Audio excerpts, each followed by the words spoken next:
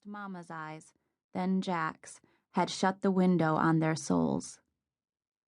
Now she thought how there had really been no spirit left in their empty blue stare. Eyes so alike in life, identical in death. This closing was a thing she'd also seen the women do, and although she probably couldn't explain it, she now knew the reason.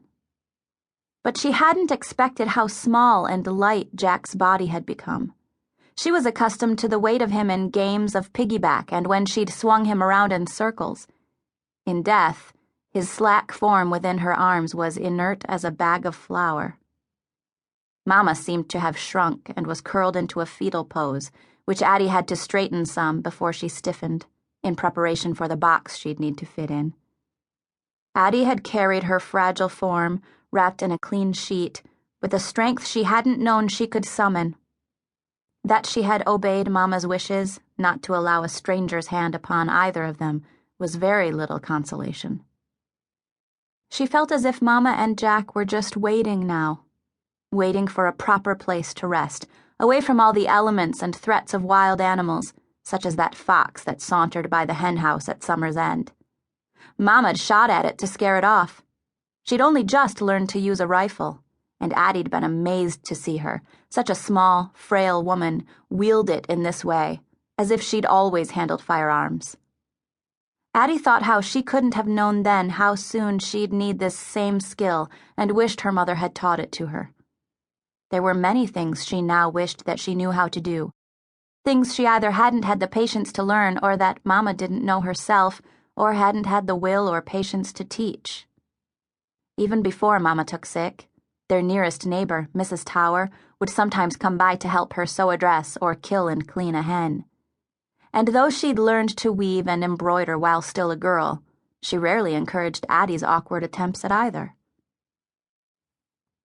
After milking Fleur and feeding the chickens, the hours of the day had hovered about her, colossal and blank, like tremendously large saucers that needed to be filled.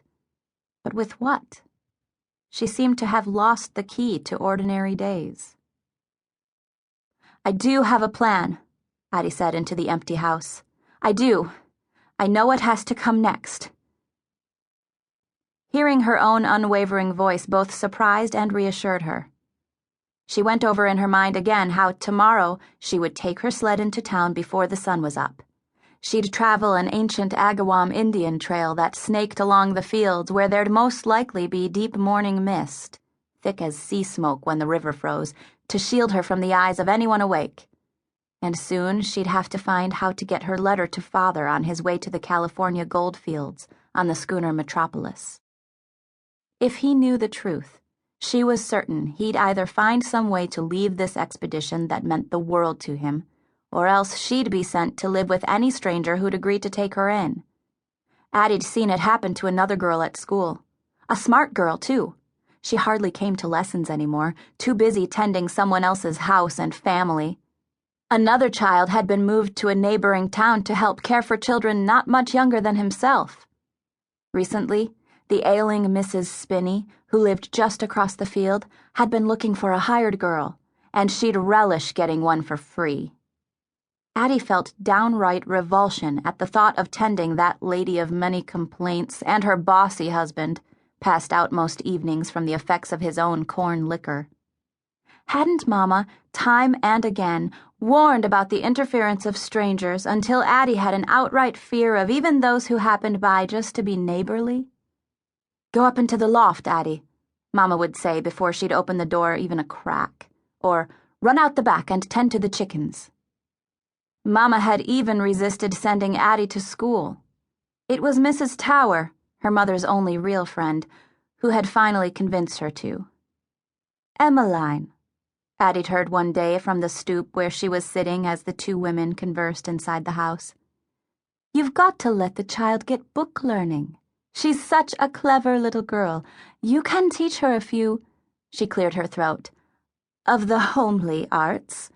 But they won't be enough for her to get on in life." Mama's low protests had been almost indistinct, but Mrs. Tower had continued. "She'll be all right. You'll see. Children are so accepting." Afterward,